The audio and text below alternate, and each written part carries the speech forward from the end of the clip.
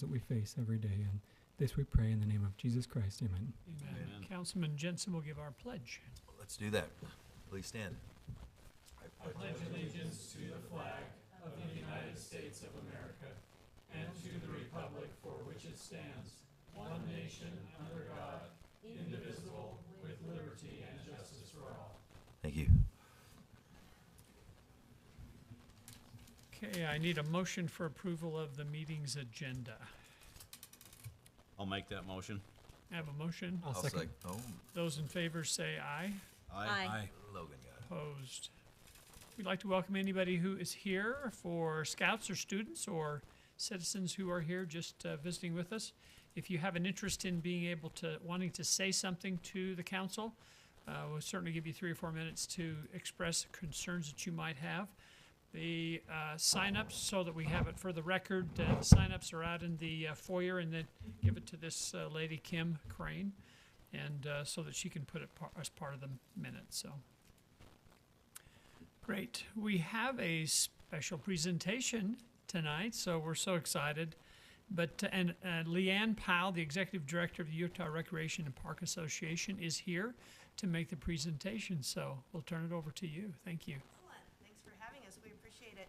So, yeah, as you mentioned, I'm Leanne Powell. I'm the executive director. This is Mikkel Christensen. She is our assistant executive director, and we represent the Utah Recreation and Parks Association.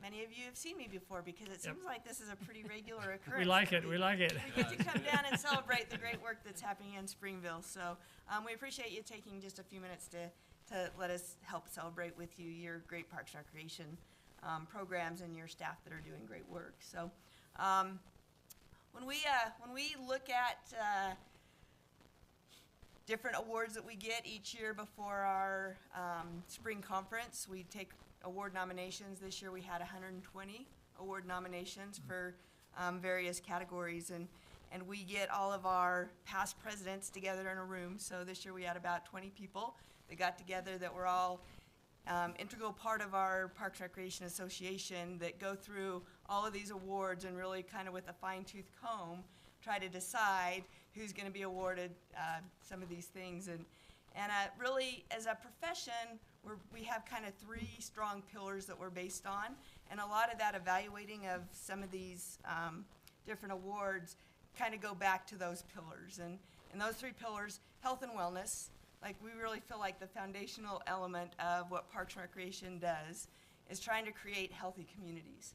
And we'll talk a little bit about that, but a lot of the things that your department is doing is really looking at how do we reach out to everybody in the community and try to just make it as healthy a community as possible.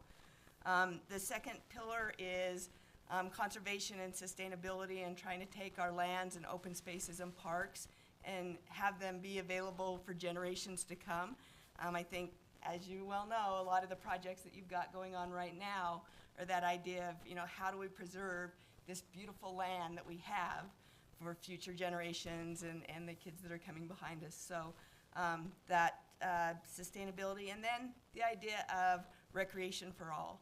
Like, how do we really go out and try to make sure that we're hitting all of the populations in our city and bringing them all together so they can all appreciate the community that we have. And your department are leaders in this cause throughout the state, and one of the reasons why we get to come year after year and really celebrate some of those things. And they're doing great work in all 3 of those pillars. So they should be congratulated, and we appreciate the great work they're doing. We actually have 3 different things that we're going to award tonight. So the first one is we do various scholarships to professionals. They can apply for these scholarships. Kind of the idea behind the scholarships is that they use them to go to, say, a national training and then bring that knowledge back to the state. So the first award that we're going to do is the Stephen Georgia Carpenter Professional Development Scholarship, and that goes to Tyler Wilkins. Ah.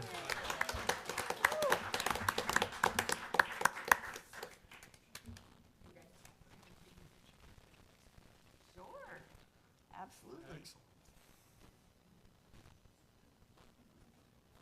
I think Stacy ought to be up here too. So Stacy, come on, Stacy, come on down.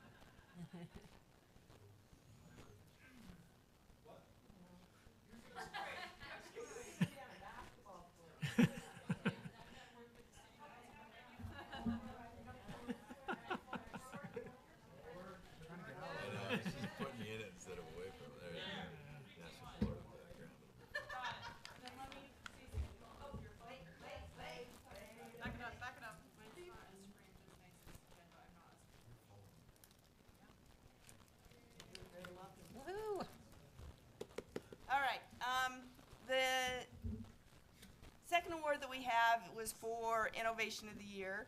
And this is going to be for the dirt yard, your wiffle ball fields at the Memorial Park. And again, I think when you start talking about innovation and what sets something apart, I believe, I'm not absolutely sure, but I feel like these might be the first, like, dedicated fields to wiffle ball. Like, we make some other fields become wiffle ball fields, but do you think that's right? Is that probably a thing? We're going to say that until somebody corrects us. So just the idea of, again, kind of reaching out and saying, okay, there's parts of the community that, you know, kind of want to go back to that little bit of an old-fashioned game where it's not about, like, you know, trying to get to the World Series, but it's about just bringing all your friends together, going out on a field and playing.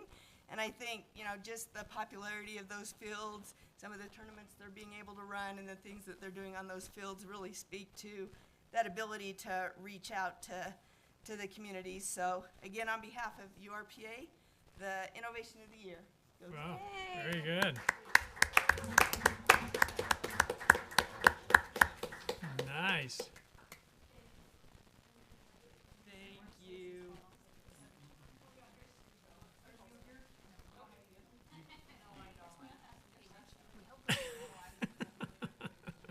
There was a tournament there the other night. They were singing the Pledge of Allegiance, or the national anthem. It was fun. We were out walking the dogs. And what's going on over there? They were singing. Those fields are hopping all the time. They are like awesome. So awesome. It'd be interesting to see what those basketball courts do.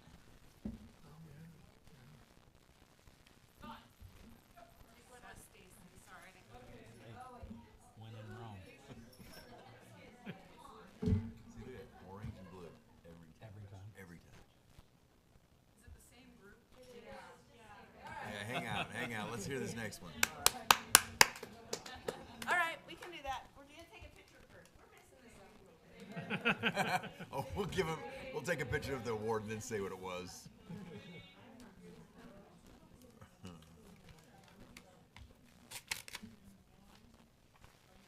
Who's Ron's one?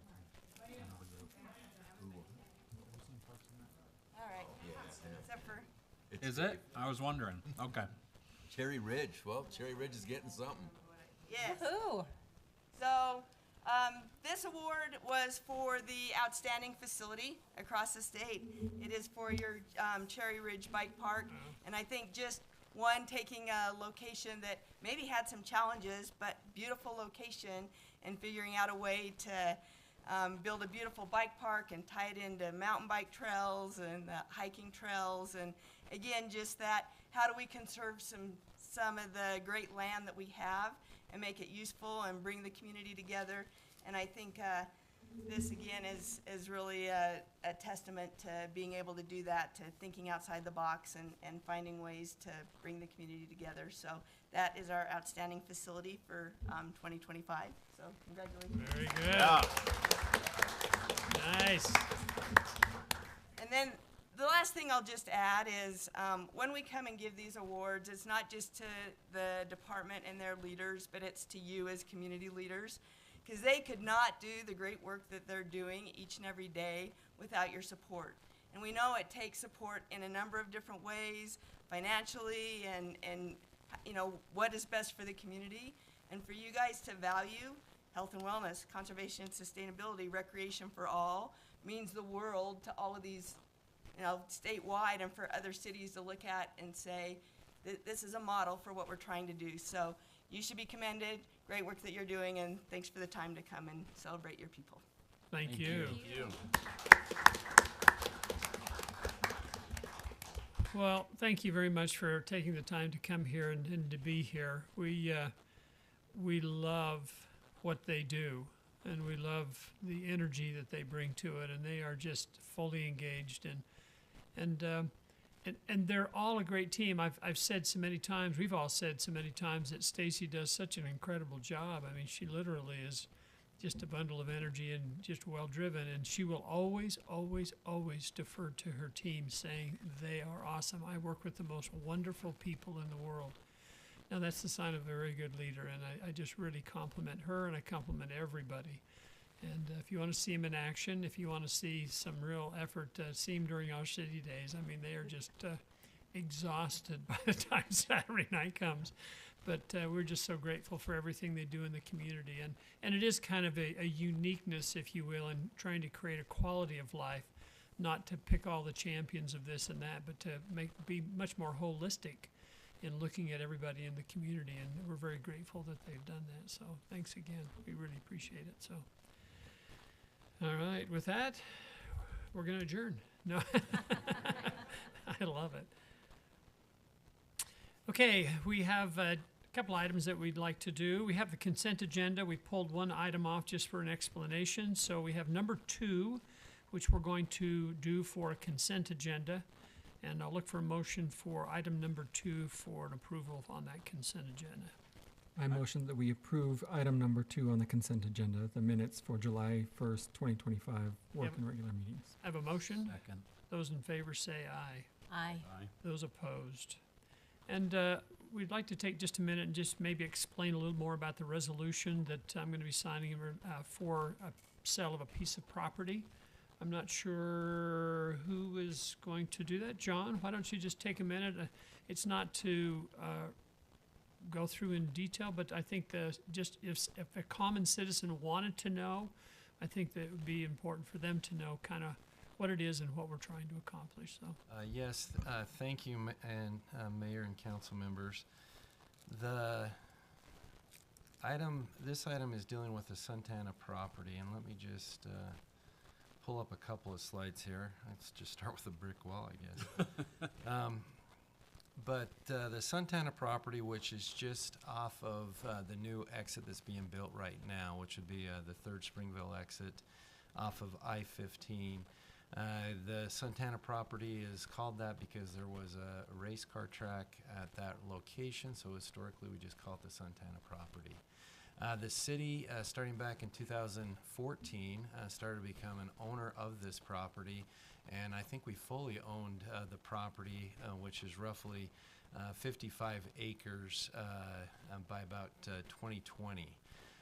And then UDOT has taken roughly 10 of those acres, paid for some of those acres, and then other part of that acreage they paid for back in 2014. So just recently we received some money, and then back in 2014 they purchased the rest of it. And so as part of the new interchange, as part of a lot of things that have happened with staff and with the council, we've been able to acquire the Santana property. And so in about a year and a half ago, we went through an RFP process asking for people to give proposals on it. We got some proposals that were on the south end of the property, and one of those proposals came from the SunPro Corporation. They proposed doing a facility out there which would bring in roughly $50 million plus in sales tax. And also that portion of the property, even though it's along I-15, was valued lesser than the portion of the property that is closer to 1600 South. And so we went through that process. We presented to the council. The council agreed to enter into a purchase agreement with SunPro this last December. That purchase agreement was to purchase roughly 28 acres for just over $10 million. As part of that purchase agreement as well, because the property is raw, SunPro is going to put in the infrastructure, and then out of that $10 million, the city will then pay them for that infrastructure. The infrastructure is going to cost just over $1 million. At the time, we didn't think it was going to cost that much. However, they have done some soil tests, and because of the Santana property, bringing that road in, they're going to have to do a lot of stability to make it work. We have spoken with our engineers on this. So they're in agreement to the price to do the work is very, very reasonable. We also have some work that will be done by our own power department to make that happen. So again, it's roughly 28 acres. They are going to do the infrastructure. We'll reimburse them for that infrastructure. Even after reimburse them for the infrastructure, we're still ahead value-wise on the property. Plus, it'll set up 2 more lots of roughly 17 acres combined. That's worth a lot more property, or a lot more value, and so we'll be bringing in more money as a city as we're able to see this develop and and sell that property. This right here that I've put before you kind of shows what it will look like on that property. On the north end of the property, there will be some buildings. They also have some nice walls and landscaping. There's also landscaping along I-15. There is going to be some storage, and it's going to be some lumber storage. It might not look the very, very best, but at the same time, it is going to be shielded from, and let me just go back to kind of show you what this, so this is kind of what the building will look like that they're putting in. You can also see on this, the wall back here to kind of screen what's going on behind the wall. This is some property that Sunpro owns down in St. George, where they've done the same thing. And again, it is a good sales tax producer. They do sales of about 50 million, which is a mid-sized box, and so it's going to be a good thing for the city, both on sales tax, plus we're getting more money in the deal than what has been appraised for. So it looks good. John, can you explain what type of operation Sunpro is going to be Yes. participating in there? So it's going to be mostly a lumber package yard, and so how that works is they'll put packages together for different structures, mainly houses, and then the builders will come here, make the deal, pick up the lumber, take it, and put it and build the house. They'll also be doing some garage doors and just regular doors as well, and so there'll be some millwork happening in the facility. So, any other questions? Nope, that's good. It's a very good Okay. explanation. Thank you for doing that. Okay, and we, Just really quickly, so what's before you tonight is we're gotten to the closing portion, and the title company wants a resolution that says who can actually sign the documents. Sometimes, lots of times we put that in the original resolution for the purchase agreement. I apologize, for some reason it was left out of that resolution, so we need to come back with a resolution tonight, so thank you. okay, so I need a motion for approval of a resolution. I motion that we approve a resolution authorizing the mayor to sign all necessary documents to close on a portion of the Suntana property at approximately 1600 South, 1750 West in Springville City with the Sunpro Corporation. I have a motion. I need a second. I'll second. Roll call vote. Logan? Yes. Mindy? Do I need to declare Probably. a conflict of interest? Craig? Yes. Jake? Yes. Mike? Yes. Okay, thank you. Thank you, Mindy. All right, let's move to item number 4. Josh?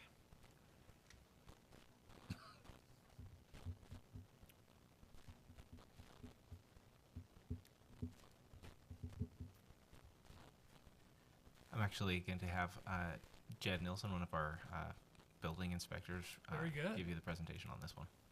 Good.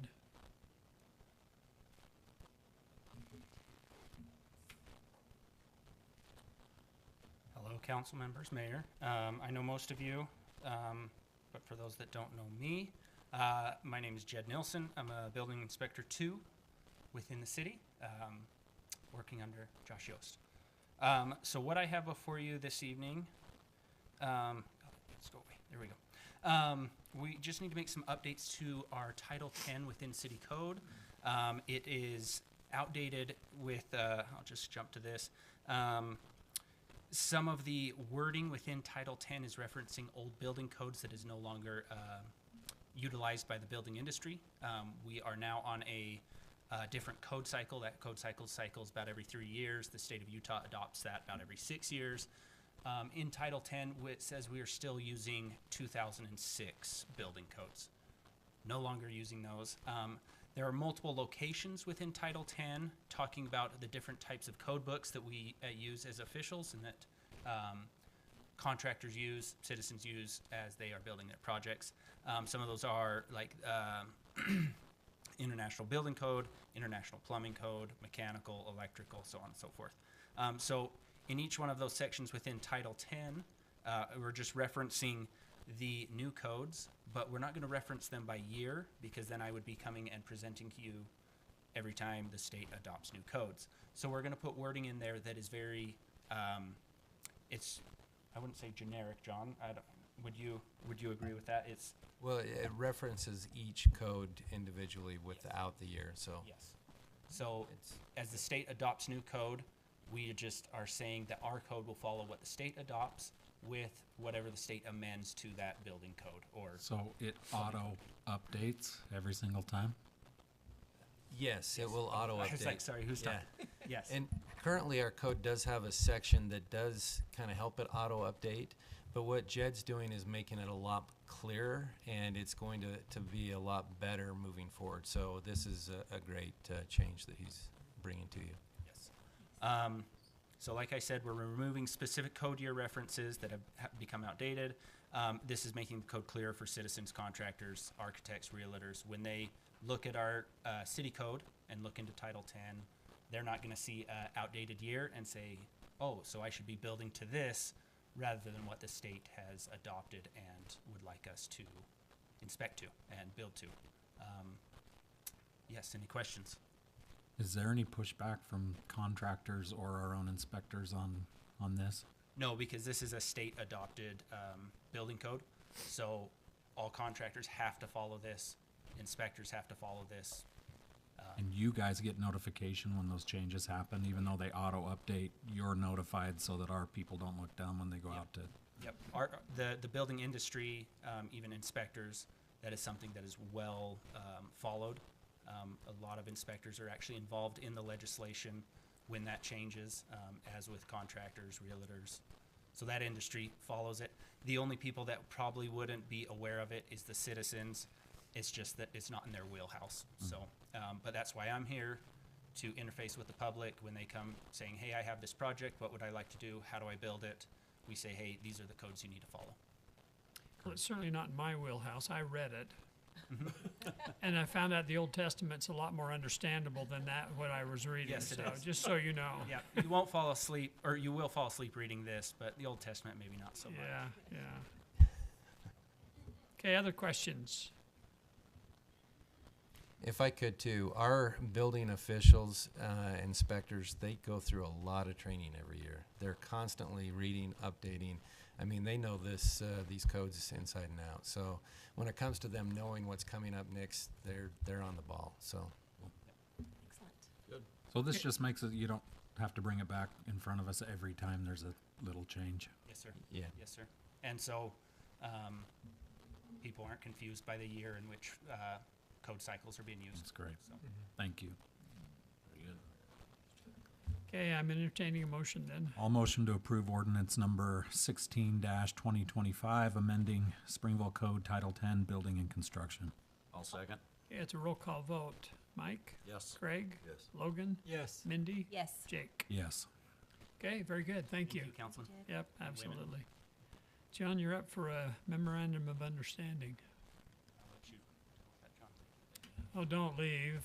We're just starting to have the fun.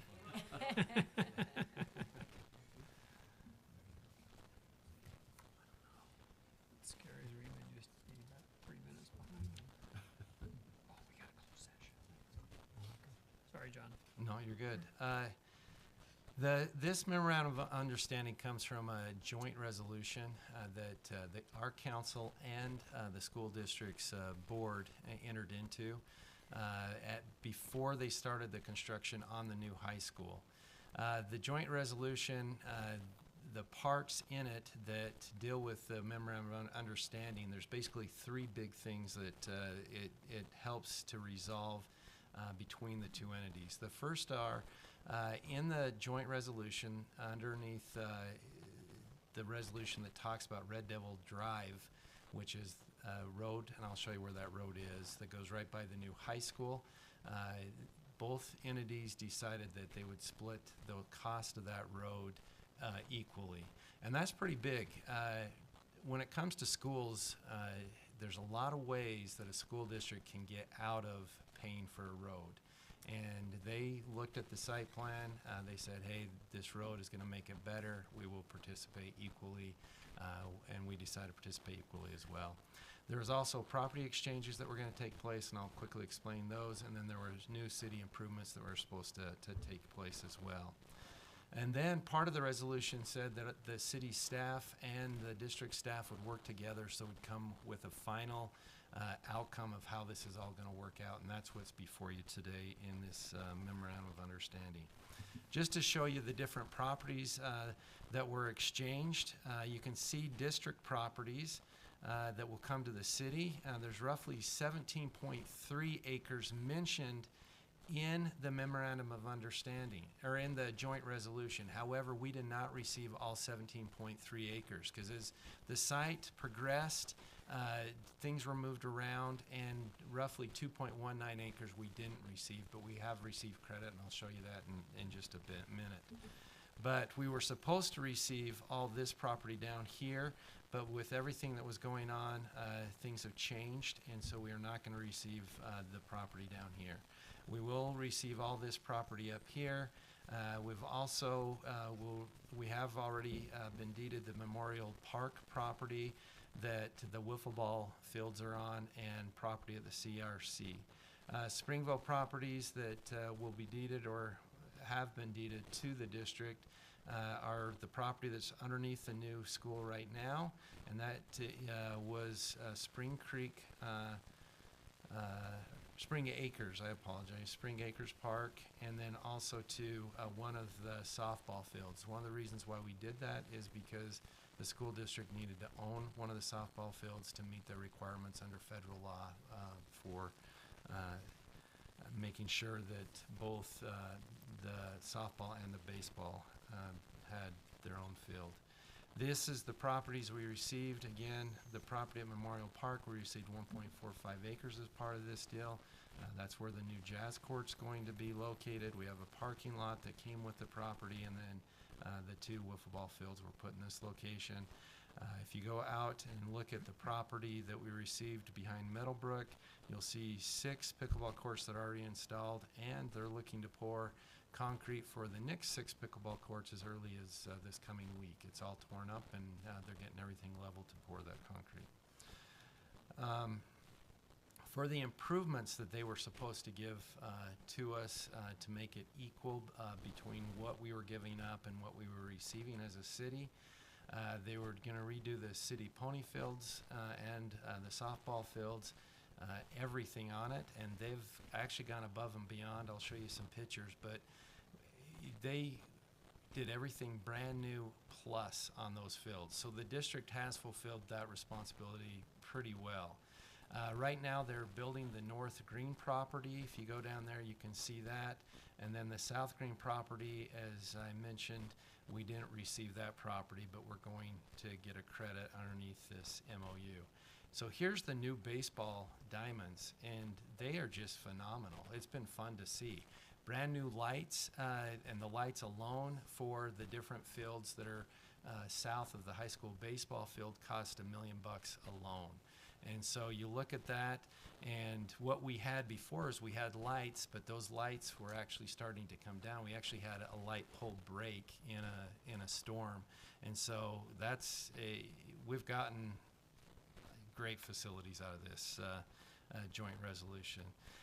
Here is kind of a breakdown of the improvements that we did not receive. 2.19 acres of property, 1.21 turf acres, 2.09 parking acres, and we're not going to receive the 2 tennis courts. And the reason why is because they actually had a private entity step in and pay for 2 tennis courts. And so then we got the credit for that, and then we're putting it towards some pickleball courts, as you can see here on the right side. Are those 2 tennis courts the ones down by the old junior high? Or what tennis courts are we talking about? So the tennis courts, if we go back to the picture here, I apologize that this is moving slow, but we had, this isn't really helping, but this rectangle right here, that was in our property, and those were, no, actually it's right here. There were tennis courts right here that was in our property. The tennis courts that were in Spring Acres. Okay. So we were getting credit for those tennis courts. Okay. So yeah, so it was part of the property that we gave up, and that was kind of what it's not kind of, that's what the joint resolution was on. If we gave up property, they had to replace the improvements on that property or equivalent to those improvements at today's dollars, brand new. But in reality, they did a good job. I mean, they went above and beyond. So what's been added is 6 pickleball courts, a concrete area for a pavilion, an arts park plaza, and if you go down there, you can look and see how that's looking. A new pond, street plaza. The street has been widened kind of by where the arts park is, so we can close that down and have kind of some good access there. Approximately 2,500 feet of trail with lights, and so that's something people can use at night. There's going to be lights, just kind of, the lower lights, but it will be lit, so people can utilize that. We also have some nice playfield lighting system that's kind of like what you saw on the ball fields for baseball, that will light 4.5 acres. And the 6 pickleball courts will be lit as well. And then they did help to upgrade the Arts Park sewer system, which was a mess. So anyway, so that was roughly 1.5 million. The total cost of the improvements that we're getting credit for is just over $1 million, as you can see there. And this just kind of shows you, this is the Art Plaza improvements. Here's where the pond's going to be. It looks really nice, and then we got a great trail system that's going all around. The field lights and field for those 4.5 acres will be in this location. And so as you come down that hill, you're just going to see a nice park on the left, and you'll see a brand new high school on the right. So it should be really nice in that location. Where exactly is this pond? I'm not oriented right or something here. So I do apologize. So this pond on the left, you know the old Gamble house? Uh-huh. So what they did is it's just south of the old Gamble house. So it's just off coming the down hill. Yeah. Okay. So And then there's a little trail thing there. right? yeah. So in fact, right here in this location is where that new road comes off of 4 South there. So yeah. Okay. So any other questions on that? So this last slide I have is just a breakdown. The MOU has us paying $4.072 million to the school district. The road improvements are right around 3.6. That includes all the utilities in the road: power, sewer, water, storm drain. There's also a storm drain line that is coming off of the roundabout up at 4th South and Canyon Road. It comes off and it goes down the hill, and then it eventually gets to Hobble Creek. That's part of a system improvement for houses up that location, and so that's something that we're paying for, and that's within that 3.6.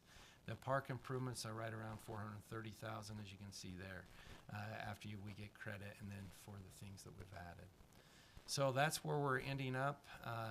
This $4.072 million under the MOU does not have to be paid until July of 2026, and so that will go into fiscal year budget of 2027. So we have some time to get the money together and to pay them, and most of the money's already together. So any questions on this? A couple other things. It's coming before you, even though the joint resolution does say that staff should work together and just figure it out. We are putting ourselves in a position where we have to pay money in the next budget year. That's one of the reasons why we're coming here, so you know about it, and so it's something that's being approved by this body. Also, too, it does have Troy signing the MOU, and one of those the reason for that is the school district wanted Troy and Rick to sign for some reason, so hopefully nobody feels bad about that. Personal guarantee. Yeah, there you go. Yeah. How much money do we have saved for this part of this 4 million? Public Works had, I think, a couple million budgeted right now, so they're going to have to add to that. They're the largest payer by far in paying half of the road costs. I did see the numbers with Jeff. Yeah. I sat down with him. On streets, they're about 250 short, but the other utilities, for their amounts, they seem to be right within the ballpark. And so we should be okay. There's not a whole lot on that side. On the park side, there's going to have to be some moving around of different projects to make that work. They're a little more struggling on the park side. Oh, so we do have the full amount for the road improvements, but not necessarily for the parks? Yeah, almost the full amount for the road improvements. Okay. Yeah, So- and that's going into next year's budget, Right. so they were anticipating planning for that coming up anyway. Yeah. So do I understand right, the new road cost $8 million, we're paying half, they're paying half?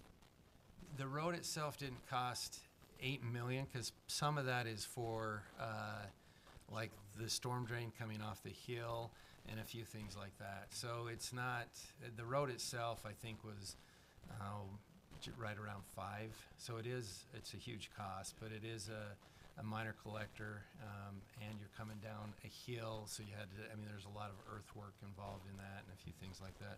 John, does that include also the stub road off of the roundabout that goes back to 11th East? So it yeah. includes all of this with the roundabouts.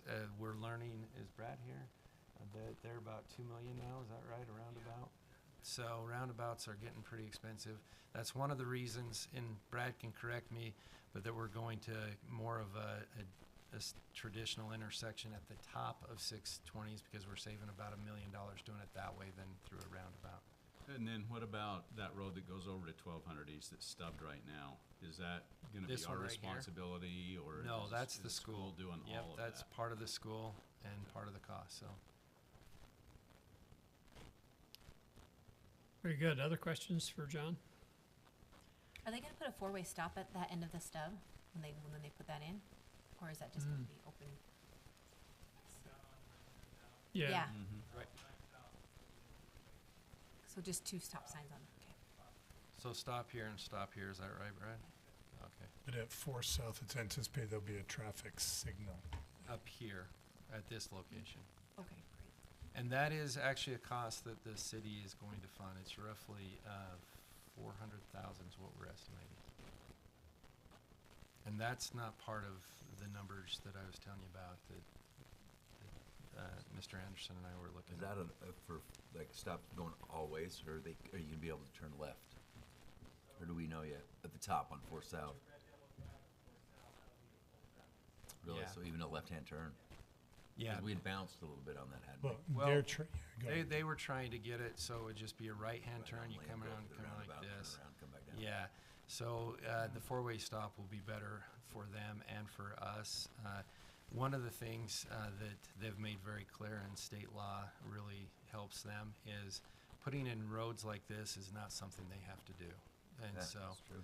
and they have never paid for a light before that a city has not reimbursed them 100% for. So they made that very, very clear through the process. But at the same time, they've been good partners to pay Right. half You've been of very that. good partners through Yeah. this whole thing. Yes, So, But that will be a 4-way light. yes. And that road is now being called Red Devil Drive. We changed the name. Well, that's what I am calling it today. Red Devil Drive's the hill that's up there right now. Interestingly, Red Devil Drive, actually, by resolution of the council, is 8th South. You can see. Oh, is it? Oh, yeah. So I went back and looked at that, and you just kind of keep that quiet, because everyone, including me, calls Red Devil Drive 620 South Yeah. and down.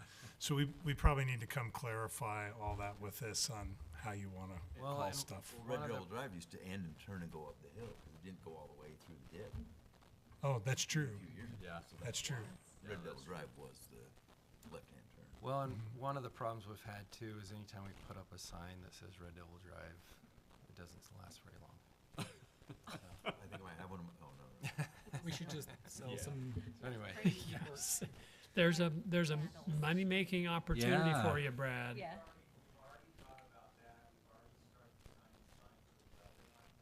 No, you've missed the point.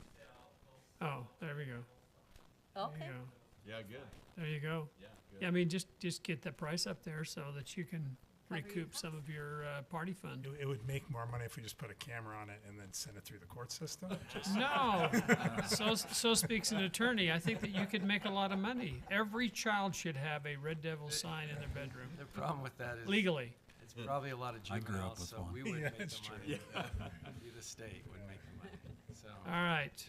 Any other good questions for John? I need a motion then for the memorandum of understanding. I'll motion to approve and give the city administrator the authority to sign a memorandum of understanding between the Nebo School District and Springville City regarding the reimbursements associated with the new Springville High School and surrounding park properties. Okay, have a motion. I'll second. Okay, as roll call vote, Jake, Yes. Logan, Yes. Mindy, Yes. Mike, Yes. Craig. Yes. Okay, very good. Thank you. Yes. I just wanted to call out, and Tyler Wilkins was our general project manager so far on this, and there's a long way to go. We've still got to bring down the old school and complete roads and everything else. So Stacy's team's been heavily involved. Obviously, you heard Public Works, even Powers, been involved in a lot of the things going on here, and a special call out to John, really. He's been in the project from the beginning to end, and near the end, we needed some good negotiation and discussion skills to work through all of the issues, because so much has changed over the years, and there's an extraordinary level of trust of the school district and John's work product, and so there's just been a lot of good things to come from this. Well, it speaks to the school district and any relationship they have with municipalities. They've done an extra job of, stepping up and doing great things. So appreciate it. Yes. A couple of quick questions just as citizens ask. Where's the seminary? I mean, I see it here, the old one, but where's the new one? And the oak. It's actually going to be right here is where the seminary's going to be. Oh, So that's an old site plan. Yeah. Okay. It is an old site plan, and it doesn't look like a square building with a bunch of brick. It's actually it's a new look. And then is the gonna be mill pretty district nice. gonna keep that spot, that corner, or what's the latest there? Yeah, right here, they haven't really shown an interest to want to sell. So, And Or then, at a fair price. yeah. the oak. What do we call that? Oak whatever building? That's Oak not Ridge ours. is right here. Yep. Where's is it that at? just gonna be It's torn right down here. then? Right now, that's the plan. At one point, as you know, we were going to take it and What happened between that? Like, I thought we were going to do it, and then it just didn't happen? That we were gonna get that building? yeah, we can talk about that some more. In a closed So, session. So. Yeah. Okay. In fact, we're going to have a closed session. Yes. Yes. But I've gotten some questions from citizens on Canyon Road, and so I've asked Brad if he would kind of just take 3 minutes in this public meeting to let people know that here's the process perhaps the state requires, and then what we do in addition to that, so that they can see what it is that we do as projects come up and what happens with that. So Brad, if you wouldn't just mind taking 3 or 4 minutes on that. Sure. About a year ago, actually, Public Works was given the assignment to put together a communication and outreach policy. And it started as a Public Works endeavor, at least on our part, and has morphed into what this policy is a citywide policy now, when it was adopted a year ago.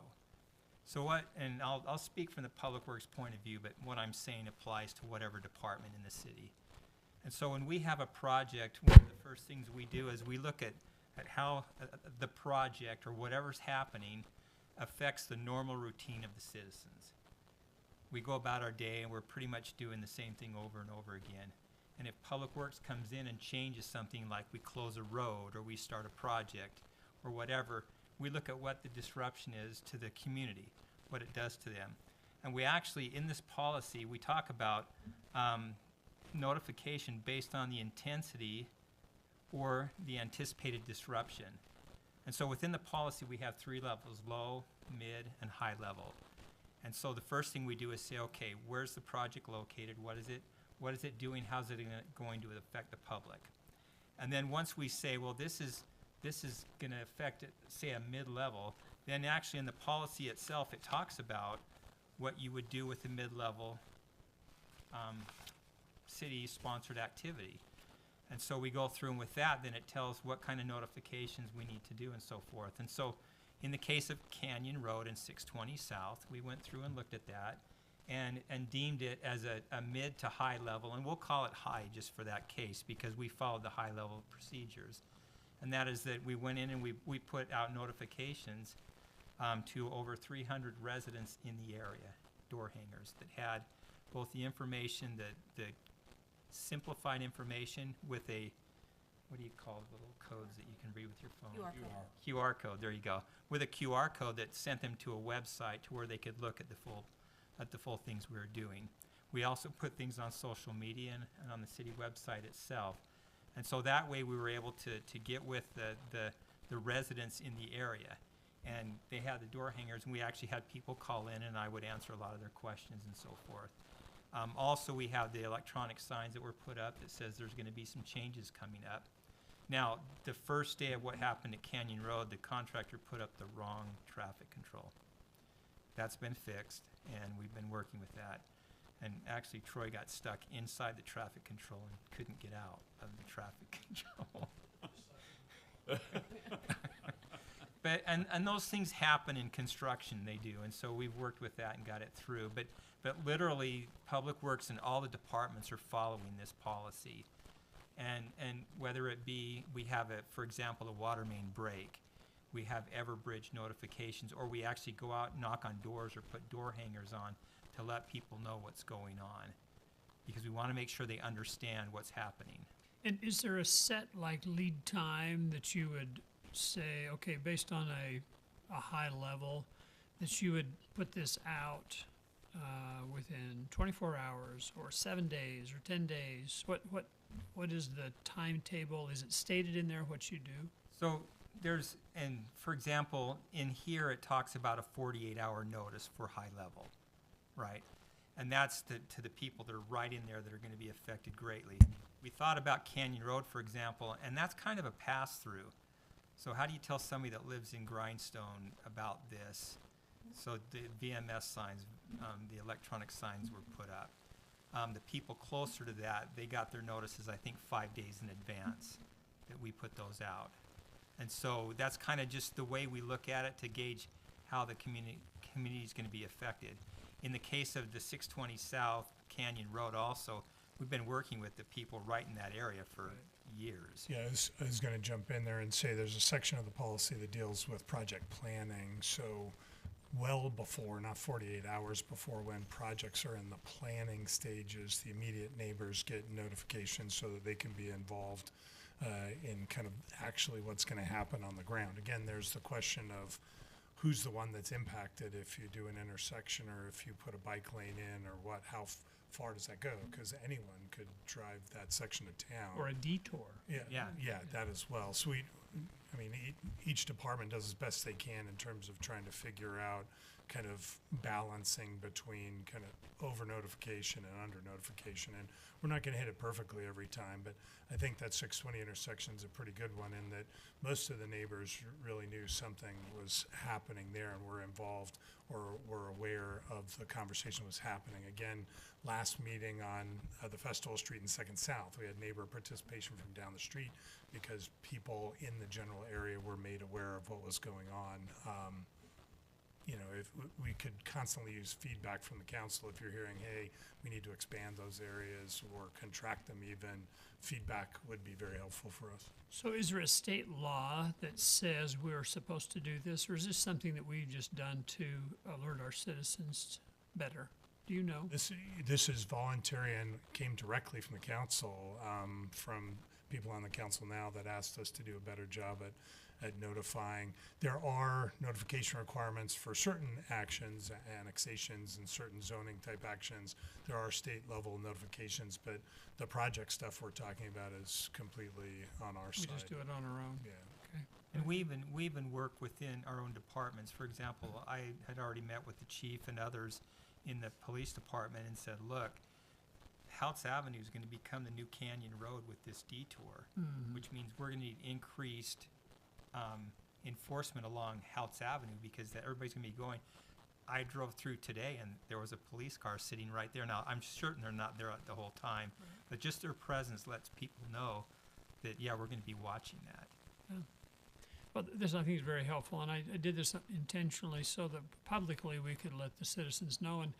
And we're open to improving this alert system and to make sure that people know. We want them to know. We're not trying to surprise anybody, and so I appreciate you taking the time to do that. Yeah, I was just going to say one more thing, and that was that people comment on the city's website if you have comment, and I've had those funneled to me also. Right. And in fact, I even spoke the gentleman who lost his daughter, the family there. They actually contacted me, and I actually talked with them for quite a while and told them what we were doing with the intersection to make it safer and so forth. Very good. I was just going to ask about that because I know some of that.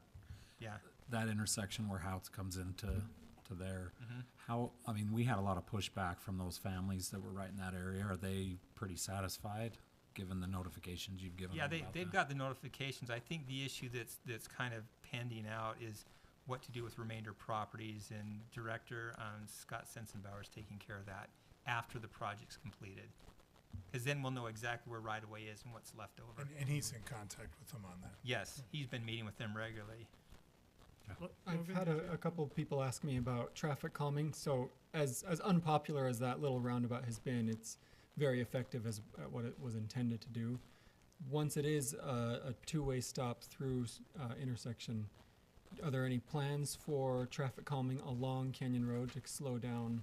Yes, actually, I've already been meeting with engineering and streets. We're looking at, and I think you and I have talked, maybe not, but we're bringing that speed limit.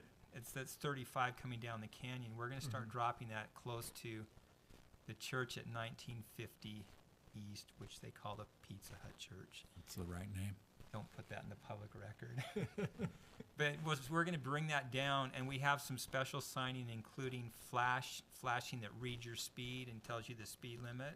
You've seen, like, there's one at the top of 4th East. We'll have those bringing that down also. We've got the roadway at the intersection coming in narrower to help slow people down. So we're looking at all that and making sure that we have that ready to go and that it's all in place when we open that intersection back up. Excellent, thanks.